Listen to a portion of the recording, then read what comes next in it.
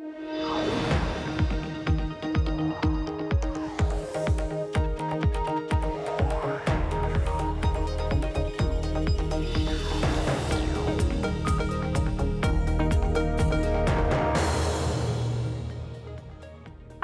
in San Francisco, and this is Bloomberg Technology. Coming up in the next hour, Tesla gets caught up in US-China tensions. Plus, Apple fending off Chinese developers trying to skirt upcoming limits on ad tracking.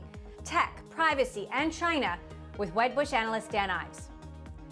Plus, Facebook shares pop after CEO Mark Zuckerberg downplays the risks of Apple's upcoming ad tracking policy. And an outage impacts thousands of users. And oh yeah, the company is developing a version of Instagram for kids. A busy day for the social network.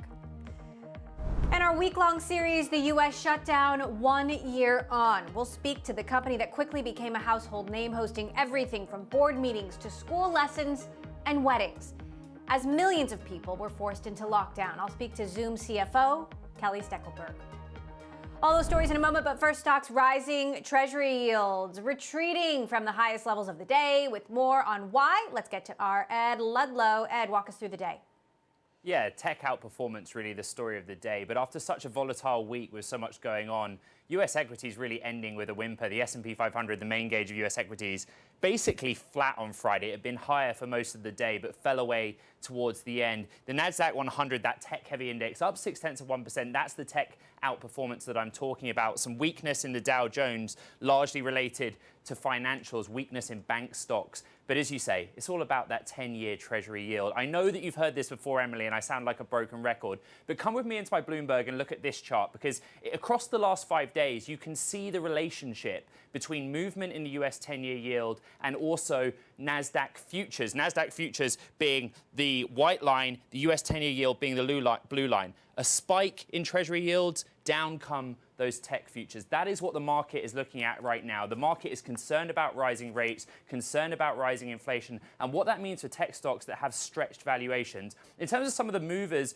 there's actually a lot of specific names driving movements today. Facebook being the most interesting one, up 4%. Really interesting that the CEO, Mark Zuckerberg, saying on Friday that the upcoming policy changes in terms of Apple's privacy settings with regards to iOS won't impact the company that much. He's kind of giving this bullish picture. The stock at its highest since November, the biggest points gainer on the NASDAQ 100. Amazon up also 1.5%. In terms of the laggards, Apple really weighing on the NASDAQ 100, down around 0.5%. I know you're going to talk about that more in just a moment. And Tesla actually closing Friday up almost 0.3%, having been lower. But let's look at the context of those stocks so far this year.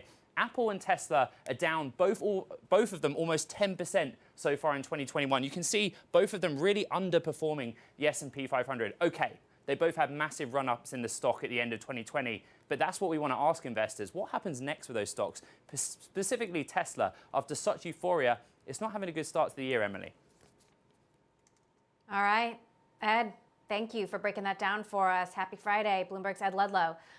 Now, senior U.S. officials have wrapped up the very first high-level and very direct talks with their Chinese counterparts without making any major announcements, showing just how tough a time the world's two biggest economies will have in terms of finding common ground.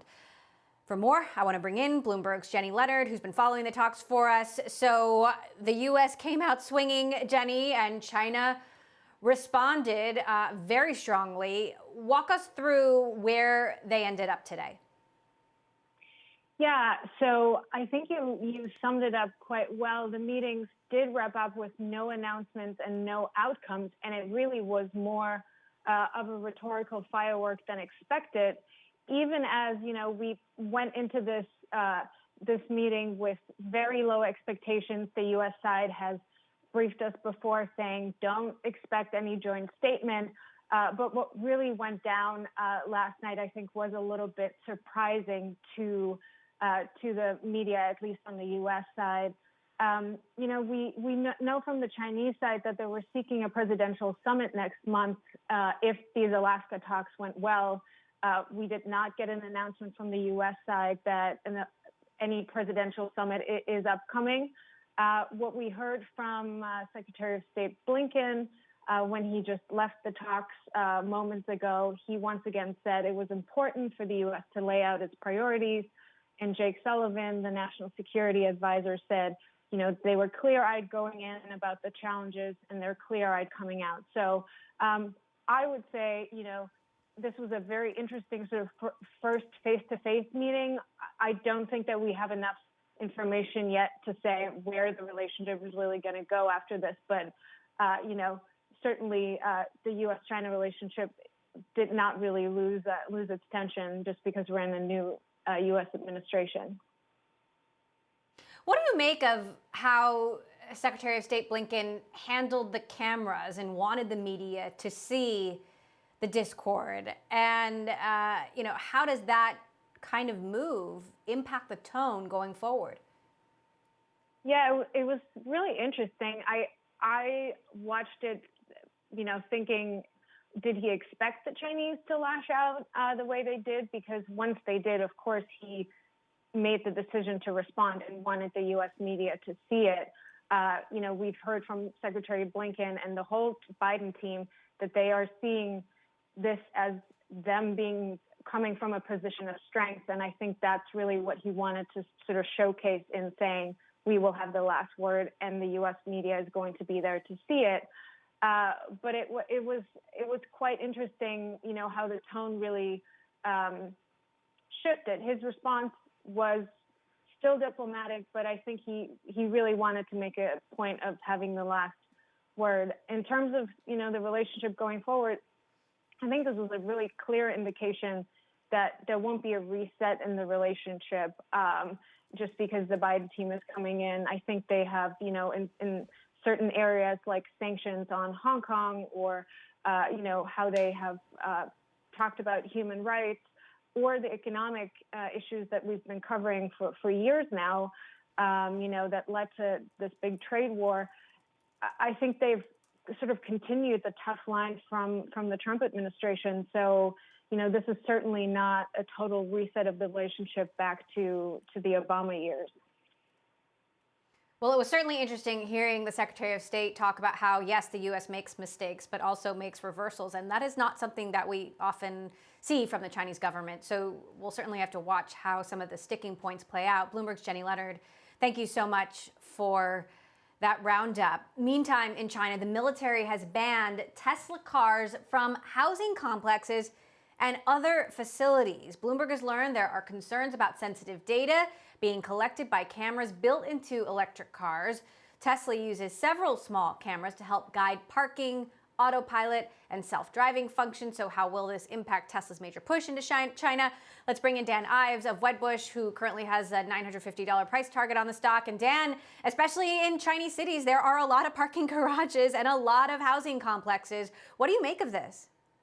Look, I think that's the bigger worry. I mean, is this a big brother is watching? Is this the first step? Because, of course, China, that's the linchpin to the bull thesis for Tesla. And that's worth $100 per share. And I think this is a contained issue. The worry is, do they get caught more in the crossfire if Beijing starts to flex their muscles? We all know Giga, that continues to be the major strategic advantage for Tesla, and they're gaining share. But I think this is a bit cautionary and something investors now are watching as Tesla and, of course, Apple continues to be caught in the crossfire of this U.S.-China cold tech war. Does this dent your Tesla thesis, though? It doesn't dent it today. I still think it's a contained risk. I mean, we're still talking about what would be potentially 300,000 run rate going to the second half of the year. But I think what it does show is that, as we know, it's a continued Rubik's Cube in terms of being successful in China. And the more they gain share in the EV market, and we saw that in the month of February, we need to make sure that Musk and Tesla plays nice in the sandbox in Beijing, because China, that will be, in my opinion, that continues to be what could be 10% share in terms of overall of the auto market in terms of EVs over the next 2 years. So that's why this is it's an issue definitely worth watching, contained at this point, but a little bit of a red flag.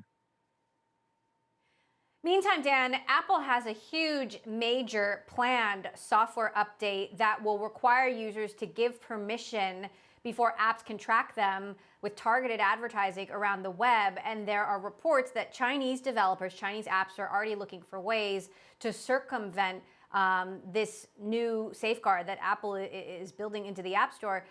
Apple has released a statement saying the App Store terms and guidelines apply equally to all developers around the world, including Apple. We believe strongly that users should be asked for their permission before being tracked. Apps that are found to disregard user choice will be rejected. What do you make of this? Yeah, Cook and Cupertino are doubling down on privacy, especially what we're seeing with this latest release. And of course, Facebook's on the other side of that, and that's starting to become an old Western standoff between Apple and Facebook. But this really goes at the core of not just privacy, but tracking from an advertising perspective. And it's something Apple, they've laid this out and they're not going to back off. I mean, this is something I think you're going to see more and more from them in terms of data privacy. And it's something that really is the core DNA of Cupertino. And there clearly will be some noise around this and trying to get around it. But ultimately, I mean, this is really, I think it's a line in the sand that Apple's making. And of course, Facebook is not too happy, regardless of however they spin it.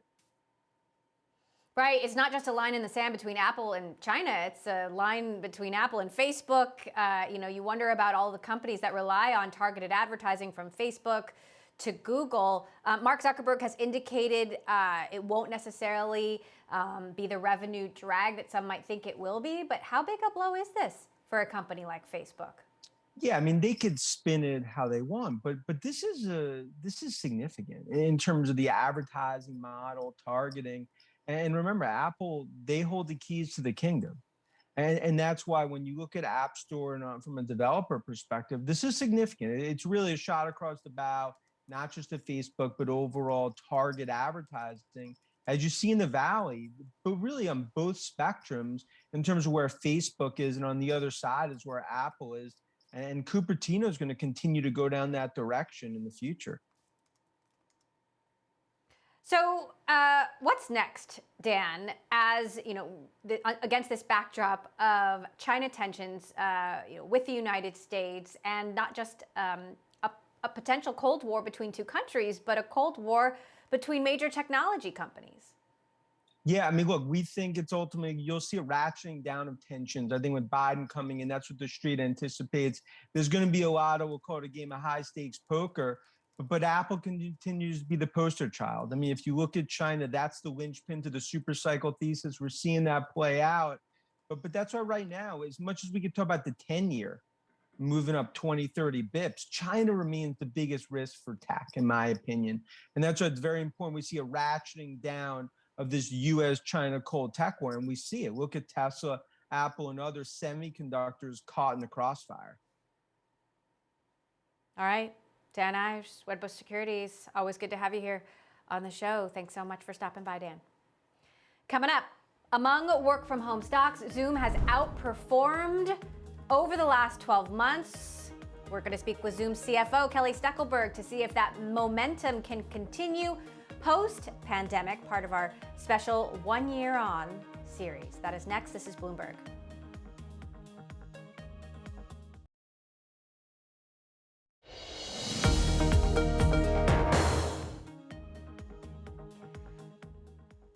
The pandemic has taken a toll on workplaces, schools, economies, countries. But after 1 year, it seems there is a light at the end of the tunnel.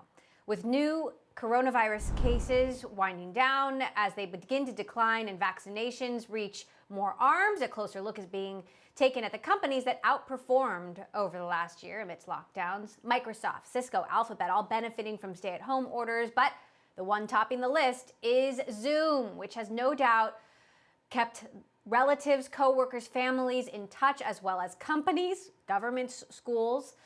But what will Zoom's demand post-pandemic be? Joining me now for more, Zoom CFO, Kelly Steckelberg. Kelly, thank you so much for joining us. So obviously you went into last year probably thinking Zoom was going to be a completely different company than it is today. And I'm so curious, how different is the Zoom you're running now than the Zoom you thought you'd be running a year ago? Oh, it was an amazing year for us, obviously, Emily. We're at a January fiscal year end. So we started off February 1 with our new plan for FY21, and 6 weeks later, that was just completely blown out of the water in a good way. And it has been an amazing journey. We've hired over 2,000 employees. We've felt very honored and grateful to have connected, as you say, not only relatives, but students. We provided Zoom to over 125,000 K through 12 domains around the globe over the last year, and really focused on doing whatever we could to keep students, with their teachers, with their classes, and learning during this time. We've also been party to amazing experiences like adoptions and engagements and weddings, and having the opportunity to keep individuals and families and organizations connected has really been our honor. And we've been inspired by all the many use cases we've seen as how people have creatively come together over the last year. Now, we've talked a lot about whether demand will keep up post-pandemic, and you continue to say it will, but I wonder if that demand changes, and if there are drop-offs, what drops off? Is it those consumer use cases like the weddings and the funerals and the, oh my goodness, adoptions that you have helped facilitate, or is it something else? So we're really focused now on working with all of our customers, enterprises and small businesses, and think about what is the future of work? What's the hybrid approach that we're seeing? And so things like Zoom Phone. Zoom Phone is our cloud-based PBX product. We have seen extreme momentum in that product over the last couple of quarters as people now are thinking strategically about enabling their employees and their customers to meet with them or be with them wherever they are. So we're excited about the momentum there. We also, as I mentioned, we were really inspired by these use cases, especially in the growth area of our customers with fewer than 10 employees. And so last fall, we launched a platform called On Zoom. And On Zoom is meant to be an event hosting directory and platform that brings together these, a yoga instructor with all of their many students around the globe, tutors that you can have, the reach beyond just normal where you would go down the street to a tutoring session. And what we really see is that people have incorporated these ways of working and meeting and coming together and learning already into their lives. And as we start to move around the world safely again, that they're going to want to keep the convenience that Zoom brings to their lives and choose to meet in person for the things that bring joy to their lives. I think most of us probably don't miss commuting a couple of hours every day.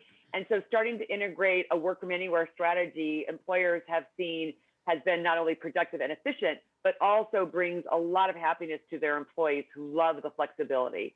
So we're focused on supporting all of our customers in many of these use cases as they think about how they're going to move around the world safely again. The stock is down 40% from its peak, though it did have an incredible rise. Does that, have you at all considered maybe a buyback? What are your thoughts on the move?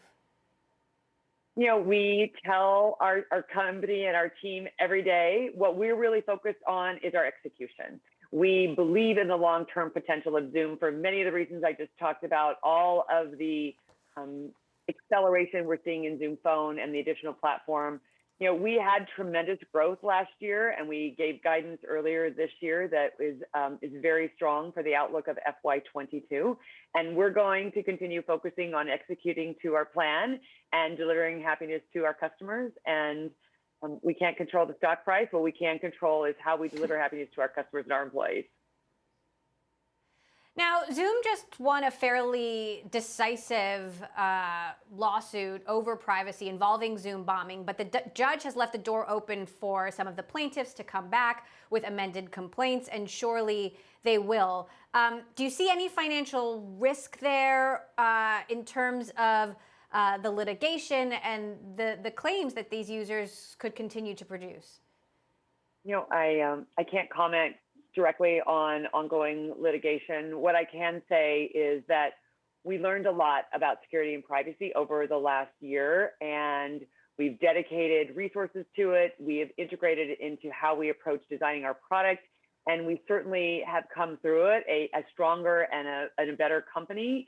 And security and privacy are on top of mind with every feature that we deliver, every product that we design, and that will continue to be the case going forward. Now, surely the pandemic has, as we've talked about, accelerated demand, accelerated product development and innovation, whether it's in terms of being able to meet that demand or some of the security features that you've since incorporated. But as you look ahead, what do you think Zoom's, you always want to stay ahead of the risks and the threats. What do you think Zoom's biggest post-pandemic threat is going into the coming year?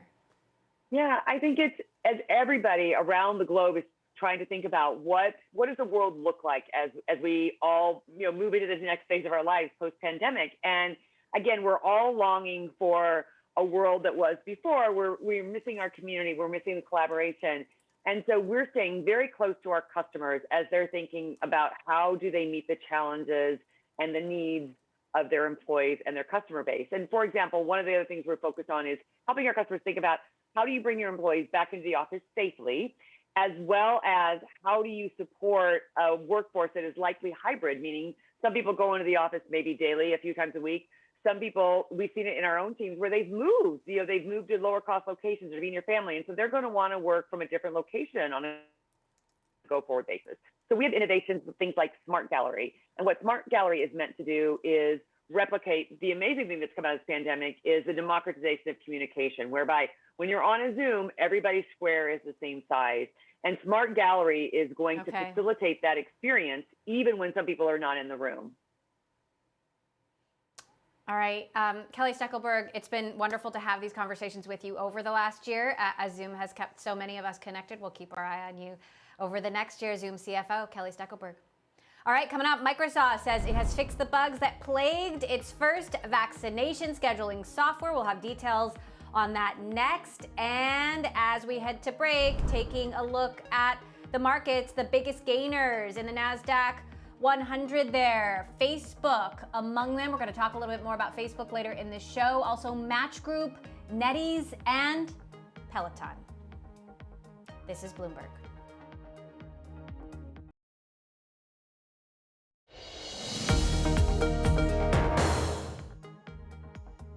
Microsoft says it now has a handle on the vaccination scheduling software that proved glitchy and problematic when it was first rolled out in several states. The company has released features and new apps that help schedule shots and enable people to monitor the results.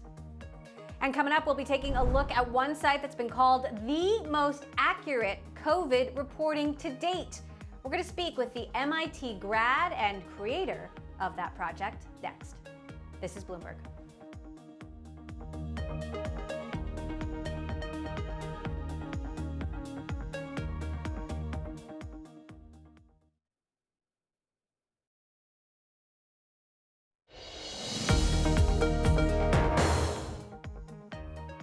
Welcome back to Bloomberg Technology. I'm Emily Chang in San Francisco. Let's get back to the tech action in the markets today. Another big listing could be happening this year. The Chinese ride-hailer Didi has accelerated its plans. Our Ed Ludlow back with the details. Ed, why look at an IPO now?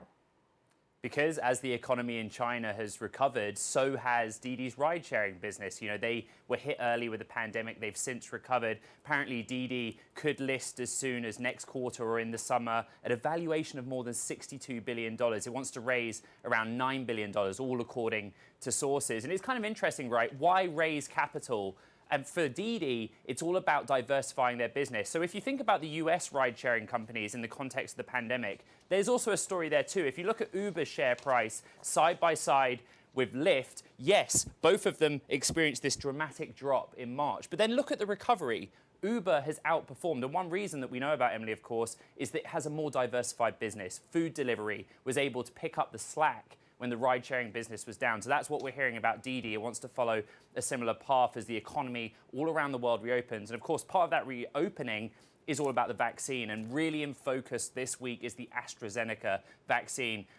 Actually, these are the US ADRs, American Depository Receipts for AstraZeneca, off by around 0.2% on Friday. But the news is that after putting a temporary halt on the vaccine in many European countries and Nordic nations, Germany, France, they're both going to start again to give vaccines back to citizens. Germany wants to really ramp up its program for vaccinations. Come with me into my Bloomberg and kind of look at the picture of where we're at. We're averaging 5 million vaccinations daily. That's the blue line. But you can clearly see an upward trend. And they'll be hoping that the AstraZeneca vaccine, getting that nod from the European regulator, there were concerns about whether it would lead to blood clots. Getting that new nod, that new backing, hopefully that will help contribute towards that vaccine number ticking up. Emily, it dominates our lives. My family, my friends, yours, everyone wants to know when they can get a vaccine. What's really interesting is the investors and how they view, because if you look at all of the stocks of those companies making the vaccines so far this year, the approval and then the rollout of the vaccine really hasn't done much to boost their share price. That's what's so astonishing. Two of them in negative territory. You can see it's only really Moderna, the white line, that's seen any real price gains in its share price as that vaccine rollout's gone up. All of them really kind of underperforming the broader index. But that is the next story, right? When am I going to get a vaccine? Absolutely, Ed. We're all wondering if we haven't gotten one yet. Thanks so much for that, Ed Ludlow in San Francisco. All right, with more on vaccine progress, we're looking at one project that's been keeping a close eye on COVID and vaccination metrics and what some have called the most accurate predictions to date. It's called COVID19 Projections.com.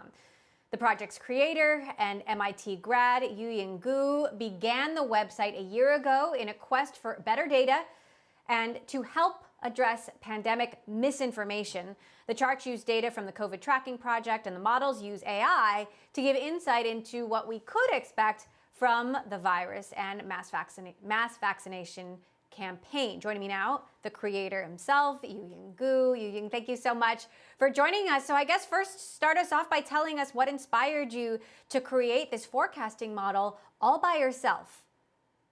Yeah, first of all, thank you for having me here, Emily. I've been following your show for many years, and it's an honor to be here. So how I got started, well, back in March of last year, we were kind of all in a lockdown, and I was anxious, along with millions of other Americans, about kind of what's going to happen next.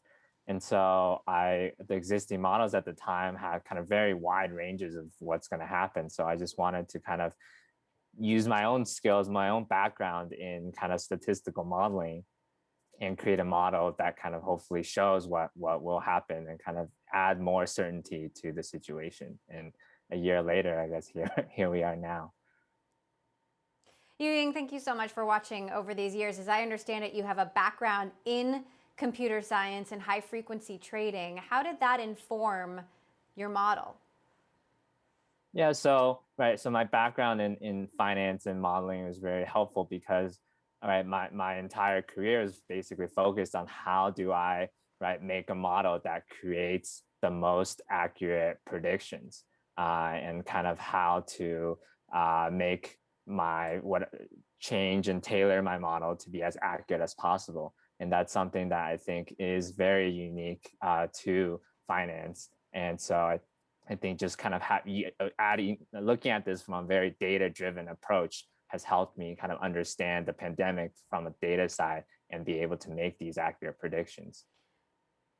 Now, your model became the go-to for the world, beating academic institutions and other organizations around the world. Did you expect that? And is there something that they were doing wrong?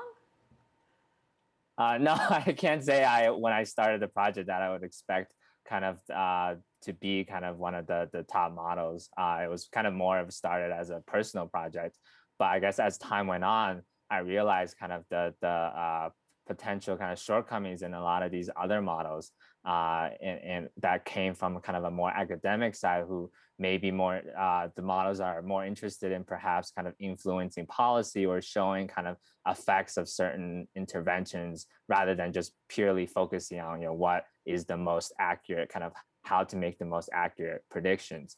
And so kind of I just continue to kind of use data and kind of show that we can take a purely data-driven approach to kind of solve this problem and kind of let other people know kind of what is going to happen over the next few months, regardless of what certain interventions each state does or kind of what our government is doing and things of that nature. Well, and speaking of that, the pandemic is still not over, and yet you're actually closing the project down. You made your last update to the tracking project. Why stop now? Yeah, so I think in the beginning there were very few kind of resources and models out there, especially when I started a year ago. I think there were only maybe like a handful of models, and now the CDC has over 30 models that are forecasting deaths, and we also have a lot of kind of other resources being dedicated to doing a lot of the things that my model has traditionally done. So, for example, right, like vaccination projections, I think the CDC has done a great job of kind of revamping up their data pipeline for other researchers and scientists to work off of. So, kind of I felt like the additional work that I can contribute has kind of lessened over the past few months, and that's a great thing. We're definitely kind of seeing a lot of effort being put into kind of revamping and improving our understanding of both from a modeling perspective, also just from understanding the pandemic. And so, yeah, I think you're right. The pandemic isn't over. I think we still have a few more months to go. But overall, I'm optimistic for the future. And I think by the summer, anyone who wants to get a vaccine will be able to get one. At that point, right, I think we'll be able to kind of see a quick return to normal, by the end of the summer. Kids might not be vaccinated until next year. Give us your last prediction. When do you think the pandemic will fully end? Yeah, I mean, that's a tough question. I think it's hard to say kind of that the pandemic will definitively end at some certain point. I think we'll get to a stage where the virus will still be circulating throughout the community, but we are going to be able to protect our most vulnerable population through vaccinations. And so I think at that point, right, like we will have to be able to kind of learn to kind of essentially live with a virus, and it's not going to be kind of completely over, because right, come the fall, there's a chance we'll still see kind of a minor surge, but it's still very far in the future. And I think when we're looking at this near future, I think summer is a great place to see where we can kind of begin to show some kind of normalcy, where we can kind of return to what we were doing before the pandemic. So for that, I'm optimistic, cautiously optimistic. All right. Well, we love hearing cautious optimism. We all want to know what you're going to do next. What's your next big project?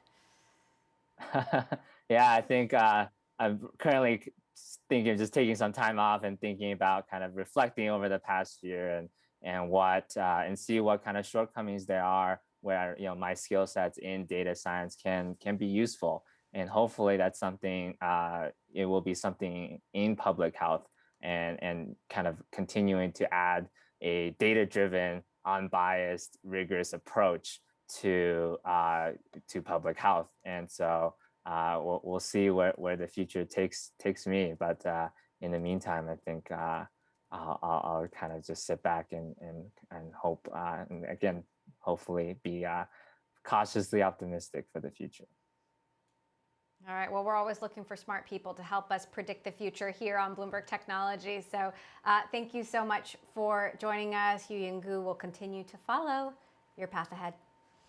All right. Coming up, Facebook is looking to a different generation to join Instagram. All the details on its new 13-year-old and younger platform.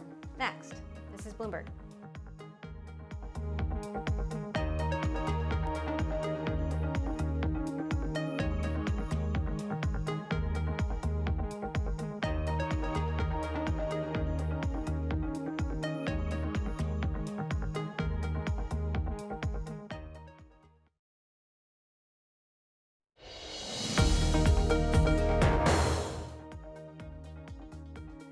Facebook shares jump with the stock eyeing the biggest gain since November. Facebook was one of the biggest gainers Friday among components of the NASDAQ 100. Morgan Stanley analyst Brian Nowak touting the social media company's potential in e-commerce, noting that more than 250 million monthly active users were using Facebook Shops feature. Sticking with Facebook, the company is also looking to a younger generation to be the future of its Instagram platform. Facebook is building a version of the photo sharing tool specifically for kids under the age of 18. For more, I want to bring in Bloomberg's Naomi Nix. So Naomi, I got to ask you, as a parent, my first thought was, is this cool or is this my next nightmare? What's your take? I think that is going to be the big question for parents. This isn't, this is something that Facebook has done before. So it launched back in 2017, Facebook Messenger for kids. And it got a lot of pushback from parents who were concerned about things like privacy and getting kids, on social media so early. And so I think Facebook's going to have a lot of questions to answer as it builds out this tool for Instagram. And this is for kids, I should say 13 and under. I mean, what does Facebook know about making anything a product for anyone in that age group? Yeah, I mean, we don't have a lot of details yet about what Facebook's doing for this Instagram tool. But if it looks anything like what Facebook did for Facebook Messenger for kids, it's likely going to come with a lot of parental controls. So like in Facebook Messenger, parents have a whole dashboard where they can see who their kid is talking to, what sorts of videos and images they're sending to people, and even kind of control what time of day that their kids are allowed to use the app. So I would expect that Facebook will do, will launch a similar tool for Instagram with those kinds of parental controls. And we'll see if parents decide that that's something that they want, their kids at such a young age to take up. How does this help them potentially compete against some of the encroaching rivals like TikTok and Snap? I think that's what's key here. This is what Facebook's really trying to do, is they're trying to target that generation that's coming up after Generation Z. And so we know that teenagers and young adults, have been flocking to apps like Snapchat. Snap has reported a high penetration rate among those in that demographic. And so this is Facebook's way of competing for the next generation. And the idea being, if you get kids hooked on Facebook services early, that they'll migrate over to the adult versions of those apps. We'll have to see if Facebook's able, to kind of shed its image as an older social media company and serve kids in that demographic. I'm thinking about the rollout of Facebook Messenger, and it's still difficult to toggle sometimes between the Blue app and Messenger itself. What are you expecting in terms of a rollout? Can they do this without those kind of hiccups? Yeah, I mean, I think that whether there'll be hiccups is key. As you said, like with Facebook Messenger, there was this sort of flaw built into the system where some kids were able to chat with people that their parents hadn't approved yet, which went against the entire point of Facebook Messenger for kids. And that actually attracted the attention of the Federal Trade Commission. So this time around, Facebook's going to have to prove that it can not only build an app that's attractive to kids in that demographic, but that doesn't come with the kind of design flaws that might make parents wary about letting their kids onto the platform, and passes the muster of regulators who are going to be looking at whether they're enforcing their terms of services. And what is your just sort of, actually, Naomi, we're going to leave it there, but thank you so much. Definitely going to be following developments on this as a mom. Bloomberg's Naomi Nix, thanks so much. Coming up, Bitcoin has enjoyed quite a run in recent months, thanks in part to more mainstream acceptance, but there are skeptics. We'll explore the case for caution next. And as we head to break, I want to take a look at crypto stocks in focus. Marathon Digital, Riot, blockchain, and MicroStrategy all getting a lift today, thanks to Bitcoin spiking to just below $60,000. That happened around noon Eastern time. We'll keep our eye on crypto stocks going into next week.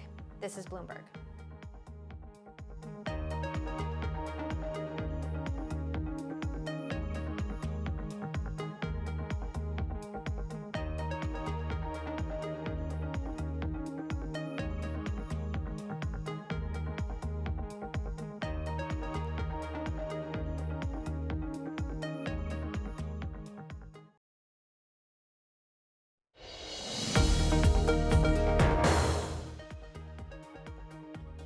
Bitcoin trading near the $59,000 mark today, up as much as 3% at one point. And as the crypto craze continues, there are just as many skeptics of Bitcoin as it reaches new highs. Bloomberg's Eddie Vanderwalt explains. Here's what the skeptics think about Bitcoin.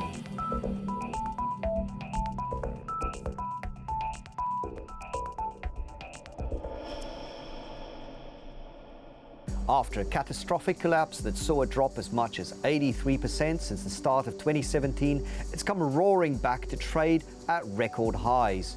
It's nothing more than a collection of zeros and ones stored on computer hard drives, yet people are now regularly paying more than $50,000 for one of these artificially scarce digital assets. But not everybody's convinced it's a good idea, and there are still a fair few people out there who call it a scam, a Ponzi scheme, or just plain and simple a waste of good energy. But let's start with the believers. Created in the wreckage of the 2008 global financial crisis, Bitcoin was a response to ultra-loose monetary policy and the central banks printing money. Its mysterious creator, who went by the name of Satoshi Nakamoto, wanted to create a digital version of gold. The aim was to create an asset backed by cryptography that would eventually become a hard currency that could supplant the dollar. In doing so, Satoshi solved an age-old computer science paradox, one called the two generals problem. The basic idea of this paradox was it was almost impossible for two parties who didn't trust one another to transact without an intermediary that both parties have complete faith in. Enter the blockchain, a public ledger that records every transaction ever made with Bitcoin and can only be changed if a majority of ledger writers agree.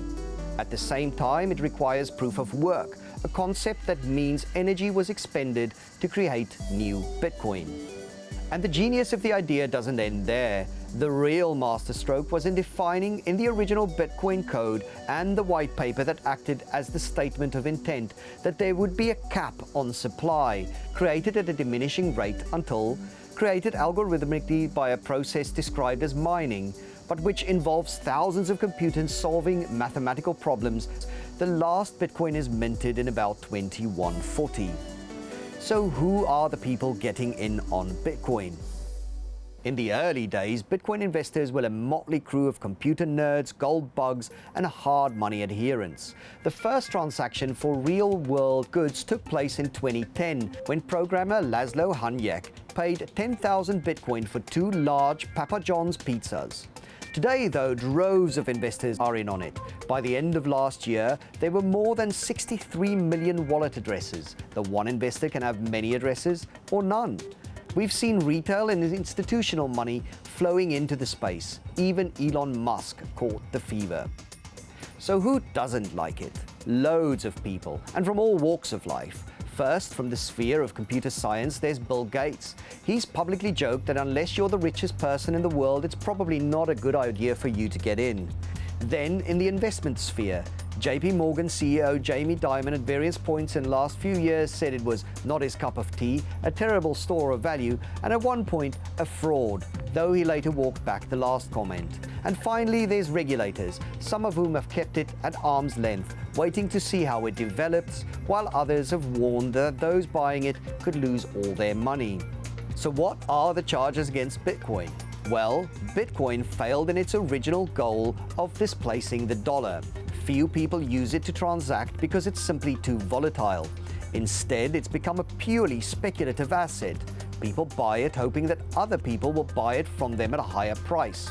That's called the greater fool theory of investing. And like a Ponzi scheme, it requires a constant stream of new money coming in to make it increase in value. When that stream stops, the critics warn the whole thing might collapse. At the same time, all those computers mining new Bitcoin and scribbling the blockchain require vast amounts of electricity. The network probably consumes as much energy as the country of Argentina, and its thirst just keeps on growing. Perhaps the hardest criticism to dismiss is that Bitcoin is hard to scale up and inefficient. Visa might clear 1,700 transactions per second. Bitcoin, 5. And generally, the dystopian vision of a trustless world is unfounded. It's almost always cheaper to adopt a central counterparty whose job and profit comes from the trust placed in it. One such example is a clearinghouse at a stock exchange who stands between parties, making sure no one loses money if the other side of the trade defaults. In short, there are better ways to solve problems Bitcoin is trying to solve. I'm Eddie van der Walt. For more on the world of cryptocurrencies, follow us on QuickTake and Bloomberg.